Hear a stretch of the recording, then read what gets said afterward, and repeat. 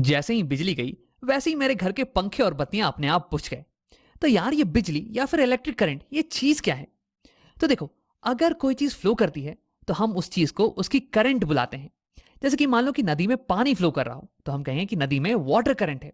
और अगर एटमॉस्फेयर में हवा फ्लो कर रही हो तो हम कहेंगे कि एटमॉस्फेयर में एयर करंट है। अब वैसे ही अगर किसी मटेरियल में चार्जेस इलेक्ट्रिक चार्जेस फ्लो कर रहे हो तो हम कहेंगे कि उस मटेरियल में इलेक्ट्रिक करंट है। यानी कि चार्ज फ्लो को हम इलेक्ट्रिक करंट बुलाते हैं। चार्ज फ्लो को हम इलेक्ट्रिक करंट बुलाते हैं। अब देखो, तुमने लोगों को यह भी कहते हुए सुना होगा कि वाटर करंट बहुत ही तेज है या फिर वाटर करंट बहुत ही धीमा है। अब देखो, इसका मतलब यह हो गया कि अगर ज्यादा वाटर फ्लो कर रही होगी ना तो हम कहते हैं कि वाटर करंट बहुत ही तेज है। और अगर कम वाटर फ्लो कर रही होगी तो हम कहते हैं कि वाटर करंट बहुत ही धीमा है। वैसे ही अगर पर सेकेंड बहुत सारे चार्जेस फ्लो कर रहे हो तो हम कहेंगे कि इलेक्ट्रिक करंट ये बहुत ही तेज है। या फिर पर सेकेंड बहुत ही कम चार्जेस फ्लो कर रहे हो तो हम कहेंगे इलेक्ट्रिक करंट ये बहुत ही धीमा है। तो यानी कि इलेक्ट्रिक करंट हमें यह भी बताता है कि कितने चार्जेस फ्लो कर रहे हैं पर second. How much charge flows पर सेकेंड ये बताता है हमारा इलेक्ट्रिक करंट। अब आओ इसी को समझते हैं एक एग्जांपल की मदद से।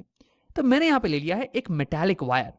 मेटल की एक खास प्रॉपर्टी होती है, इसमें कुछ ऐसे इलेक्ट्रॉन्स होते हैं जो कि पूरे मेटल में ही घूम सकते हैं फ्रीली। जैसे कि देखो, ये वाला इलेक्ट्रॉन ले लो, ये केवल अपने एटम का ही चक्कर नहीं काटेगा बल्कि ये फ्रीली पूरे मेटल में घूम सकता है। अब देखो, मेटल की ऐसी क्या खास बात होती है जिसके कारण ये होता है, इसके बारे में तो हम किसी और वीडियो में बात करेंगे। अभी के लिए तुम बस मेरी इतनी सी बात मान लो। अब देखो, इलेक्ट्रॉन्स के पास होता है चार्ज। तो यानी कि अगर इसमें इलेक्ट्रॉन्स घूम सकते हैं तो यानी कि मैं ये कह सकता हूं कि इसमें चार्ज घूम सकते हैं, चार्ज फ्लो कर सकते हैं। और अगर इसमें चार्ज फ्लो कर सकते हैं तो यानी कि मैं कहूंगा कि इसमें इलेक्ट्रिक करंट आ सकता है।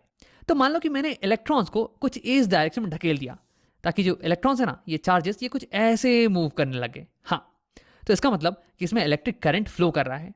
तो हमने अभी तक देख लिया कि इलेक्ट्रिक करंट क्या चीज है और ये कैसे मेटालिक वायर में बन सकती है। अब आओ ये सीखते हैं कि इलेक्ट्रिक करंट को कैलकुलेट कैसे किया जाए। तो अगर मुझे इसी केस में इलेक्ट्रिक करंट को कैलकुलेट करना होगा ना, तो मुझे एक पर्टिकुलर पॉइंट पे या एक पर्टिकुलर एरिया पे फोकस करके ये गिनना पड़ेगा कि प्रति सेकंड कितने चार्ज उस एरिया को क्रॉस कर रहे हैं। तो यहां मैंने बना दिया है एक क्रॉस सेक्शन एरिया। मैं इस पे फोकस करने वाला हूं। मैं ये देखूंगा कि प्रति सेकंड कितने चार्ज इस एरिया को क्रॉस कर रहे हैं और वही हो जाएगा मेरा इलेक्ट्रिक करंट। तो मैंने यहाँ पे कुछ ध्यान दिया और मैंने ये देखा कि 5 सेकंड में कुछ लाखों करोड़ों इलेक्ट्रॉन्स इस एरिया को क्रॉस कर जा रहे हैं। कुछ मान लो एक्स इलेक्ट्रॉन्स, अब उसे लिख लेते हैं एक्स इलेक्ट्रॉन्स। अब मुझे पता है कि प्रति इलेक्ट्रॉन पे चार्ज होता है कुछ 1.6 इंटू 10⁻⁻19 कूलम्स का। तो अगर मुझे कैलकुलेट करना हो कि 5 सेकंड में कितने टोटल चार्ज क्रॉस किए हैं इस एरिया को, तो मुझे पर इलेक्ट्रॉन के चार्ज को मल्टीप्लाई करना पड़ेगा टोटल नंबर ऑफ इलेक्ट्रॉन से।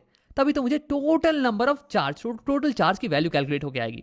तो मान लो कि मैंने इसे कैलकुलेट किया और मेरे पास कुछ वैल्यू निकल के आई कि टोटल चार्ज ये जा रहा है कुछ 10 कूलम्स का। मान लो कि कुछ 10 कूलम्स का चार्ज इसे क्रॉस कर रहा है। हाँ, वैसे तो यहाँ पे नेगेटिव साइन भी आना चाहिए था क्योंकि हर एक इलेक्ट्रॉन का चार्ज ये माइनस साइन के साथ हम लिखते हैं ना। और यहाँ पे x ये तो एक पॉजिटिव इंटीजर है, तो अगर इन दोनों को हम मल्टीप्लाई कर दें तो हमें एक नेगेटिव नंबर आना चाहिए था ना। लेकिन अभी के लिए माइनस साइन को भूल जाओ, केवल और केवल मैग्नीट्यूड पे ध्यान देते हैं। तो हाँ, 5 सेकंड के अंदर हमने ये नोट किया कि 10 कूलम्स का चार्ज क्रॉस कर जा रहा है इस क्रॉस सेक्शन एरिया को। तो अब हमें कैलकुलेट करना है इलेक्ट्रिक करंट। और इलेक्ट्रिक करंट होती है कि पर सेकंड कितना चार्ज क्रॉस कर रहा है, पर सेकंड कितना चार्ज फ्लो कर रहा है। तो अब इससे हमें निकालना पड़ेगा कि 1 सेकंड में कितना चार्ज फ्लो कर रहा है। तो यहाँ पे मैं यूनिटरी मेथड का इस्तेमाल करूंगा। 5 सेकंड में अगर 10 कूलम तो 1 सेकंड में 10/5, 10/5 5 सेकेंड्स। यहाँ पे 5 10 को 2 टाइम्स काट देगा और फाइनली हमारे पास बच के आ गया 2 कूलम्स पर सेकेंड। और ये हो जाने वाली है हमारी इलेक्ट्रिक करंट। और इलेक्ट्रिक करंट को वैसे हम डिनोट करते हैं कैपिटल लेटर आई के साथ। तो हाँ, इस केस में 2 कूलम का चार्ज पर सेकेंड इस क्रॉस सेक्शन एरिया को क्रॉस कर रहा है और यही हो जाएगी हमारी इलेक्ट्रिक करंट। अब आओ जल्दी से एक और एग्जाम्पल कर लेते हैं। तो तुम्हारे दोस्त ने किसी और वायर में ये नोटिस किया कि टोटल 6 सेकंड के अंदर उसने देखा कि क्रॉस सेक्शन एरिया को कुछ 3 कूलम ऑफ चार्ज क्रॉस कर जाते हैं। तो फिर अगर वो कैलकुलेट करेगा इलेक्ट्रिक करंट तो वो कहेगा 1 सेकंड में यूनिटरी मेथड के हिसाब से होने वाला है 3 coulombs by 6 second, by 6 second. तो ये हो जाएगा 3/6, ये हो गया 0.5 कूलम्स पर सेकंड। ये हो जाने वाला है करंट जो कि तुम्हारा दोस्त नोटिस करेगा। Current is equal to 0.5 coulombs per second. अब आओ इन दोनों एग्जांपल्स की मदद से हम एक जनरल तरीका निकालते हैं करंट को कैलकुलेट करने का। General method. हाँ, तो देखो, अगर मुझे दिया हुआ है कुछ क्यू कूलम का चार्ज ये फ्लो कर रहा है इस क्रॉस सेक्शन के थ्रू कुछ टी टाइम में, टी सेकेंड्स में, तो यानी कि करंट को कैलकुलेट करने के लिए मैं करूंगा Q Coulomb's divide by T seconds. देखो यहाँ पे भी हमने सेम चीज किया था, Q Coulomb's of charge divide by T seconds of time. तो यानी कि जनरल तरीका हो गया करंट को निकालने का, I is equal to charge Q divide by time T। और देखो इसके यूनिट्स हो जाने वाले हैं कूलम्स पर सेकेंड, Q का यूनिट हो गया कूलम और T का यूनिट हो गया सेकेंड्स। अब वैसे इसे हम एम्पियर्स भी बुलाते हैं, एम्पियर्स, और इसे हम डिनोट करते हैं कैपिटल लेटर A से। एंड्रयू एम्पियर ये एक फ्रेंच साइंटिस्ट थे और इन्होंने बहुत सारा काम किया था इलेक्ट्रिक करंट पे, तो उन्हीं के नाम पे हमने करंट की जो यूनिट है ना इसे एम्पियर्स नाम दे दिया।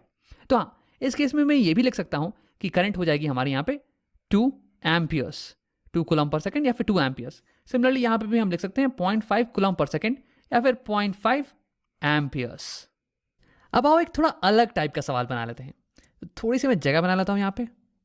हाँ ठीक है, तो इस बार हमें दिया हुआ है कि करंट फ्लो कर रहा है किसी वायर में कुछ 3 एम्पियर्स के बराबर, 3 एम्पियर्स का करंट फ्लो कर रहा है, और हमें यह पता लगाना है कि 5 सेकंड में कितना कूलम ऑफ चार्ज ये क्रॉस कर जाने वाला है वायर के थ्रू।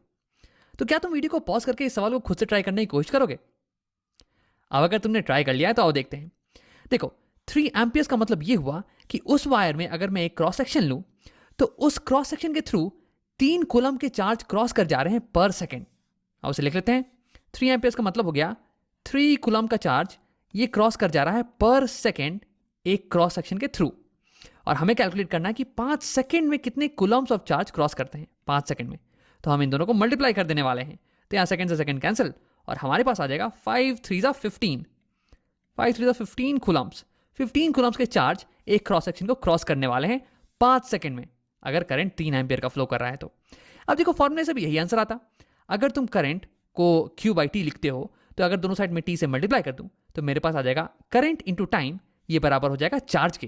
तो यहाँ पे भी तो हमने वही किया है ना, करंट हो गया 3 एम्पियर्स इंटू टाइम 5 सेकेंड्स। अब आओ एक आखिरी चीज करते हैं, यहाँ पे इलेक्ट्रिक करंट की डायरेक्शन का पता लगाते हैं। तो तुम ये सोच सकते हो कि राम, जैसे कि एक रिवर में अगर वाटर राइट डायरेक्शन में फ्लो कर रहा है तो मैं ये कहूंगा कि वाटर की करंट की फ्लो ये राइट डायरेक्शन में है। तो सिमिलरली यहाँ पे वायर में इलेक्ट्रॉन्स ये राइट डायरेक्शन में फ्लो कर रहे हैं, तो यानी कि मैं कहूंगा कि इलेक्ट्रिक करंट की फ्लो ये राइट डायरेक्शन में है। देखो तुम्हारे सोचने का तरीका तो बिल्कुल ही सही है, लेकिन आंसर इसका बिल्कुल ही ऑपोजिट आता है। इलेक्ट्रिक करंट की डायरेक्शन इस केस में ये लेफ्ट डायरेक्शन में हो जाएगी, इलेक्ट्रॉन के फ्लो के ऑपोजिट डायरेक्शन में हो जाएगी। अब तुम सोच रहे होगे यार ऐसा क्यों होता है? तो देखो अगर मैं तुम्हें शॉर्ट में बताऊं तो ऐसा इसलिए होता है क्योंकि इलेक्ट्रॉन्स का चार्ज ये नेगेटिव है। अब आओ इसे डिटेल में समझते हैं। देखो पुराने ज़माने में हमें ये पता नहीं था कि प्रोटॉन्स क्या चीज़ होती है, इलेक्ट्रॉन्स क्या चीज़ होती है, किसके पास पॉजिटिव चार्ज होता है, किसके पास नेगेटिव चार्ज होता है, कौन सी चार्ज की करंट ये फ्लो करती है। तो साइंटिस्ट ने ये मान लिया कि पॉजिटिव चार्ज की जो पार्टिकल होती है ना यही किसी वायर में फ्लो करती है और इसी के कारण करंट होता है। तो इसी के बेसिस पे उन्होंने ये मान लिया कि जिस भी डायरेक्शन में पॉजिटिव चार्ज फ्लो करेगा उसी डायरेक्शन में इलेक्ट्रिक करंट की डायरेक्शन होने वाली है। अब यही मान के उन्होंने बहुत सारी साइंस बना दी, बहुत सारे फॉर्मूलेस, बहुत सारी टेक्निक्स निकाल दी। लेकिन आज हमें यह पता चल रहा है कि यार असल में एक वायर में फ्री इलेक्ट्रॉन्स होते हैं, नेगेटिव चार्ज कैरियर्स, और ये फ्लो करते हैं और इनके कारण करंट होता है। लेकिन यार अब तो बहुत देर हो चुकी है, हम पीछे जाके सारी चीज़ों को बदल तो नहीं सकते हैं ना। तो इसलिए आज भी हम ये मानते हैं कि जिस डायरेक्शन में पॉजिटिव चार्ज के पार्टिकल्स फ्लो कर रहे होंगे उसी डायरेक्शन में इलेक्ट्रिक करंट की फ्लो होने वाली है। अब तुम ये सोच सकते हो कि राम यहाँ पे तो तुमने केवल कहा कि इलेक्ट्रॉन्स ही फ्लो करने वाले हैं, नेगेटिव चार्ज के पार्टिकल्स, तो फिर इस केस में हम इलेक्ट्रिक करंट की डायरेक्शन का कैसे पता लगाएंगे? तो देखो नेगेटिव चार्ज और पॉजिटिव चार्ज ये एक दूसरे के बिल्कुल ही ऑपोजिट होते हैं, इनका इफेक्ट भी बिल्कुल ही ऑपोजिट होता है। जैसे कि अगर मैं एक एटम ले लूं और उससे इलेक्ट्रॉन्स को या फिर नेगेटिव चार्ज को निकाल दूं तो ये एटम पॉजिटिव हो जाने वाला है, पॉजिटिवली चार्ज हो जाने वाला है। अब अगर इसी एटम में मैं पॉजिटिव चार्ज को डाल दूं, प्रोटॉन्स को डाल दूं, तो भी ये एटम पॉजिटिवली चार्ज हो जाने वाला है।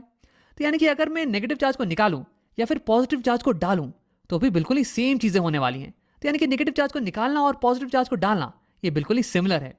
तो वैसे ही हम यहाँ पे ये भी कह सकते हैं कि अगर इलेक्ट्रॉन्स या फिर नेगेटिव चार्ज के पार्टिकल्स ये राइट फ्लो कर रहे हैं तो इसे देखने का एक और नजरिया ये हो सकता है कि पॉजिटिव चार्ज के पार्टिकल्स ये लेफ्ट फ्लो कर रहे होंगे, और इसलिए फिर हम ये कह सकते हैं कि यहाँ पे करंट की डायरेक्शन ये लेफ्ट होने वाली है। तो इसलिए कन्वेंशनल करंट, कन्वेंशनल का मेरा मतलब है कि रीति रिवाज पुराने जमाने से जो चला आ रहा है, तो कन्वेंशनल करंट ये इलेक्ट्रॉन फ्लो के ऑपोजिट डायरेक्शन में होती है, नेगेटिव चार्ज के ऑपोजिट डायरेक्शन में। अब आप वीडियो को यहीं पे खत्म करते हैं। इस वीडियो में हमने इलेक्ट्रिक करंट के बारे में पढ़ा। हमने ये भी देखा कि इलेक्ट्रिक करंट को हम कैसे कैलकुलेट करते हैं और इसकी यूनिट्स क्या होती हैं, और इसकी डायरेक्शन ये पॉजिटिव चार्ज के फ्लो के डायरेक्शन में होती है और नेगेटिव चार्ज के फ्लो के ऑपोजिट डायरेक्शन में होती है।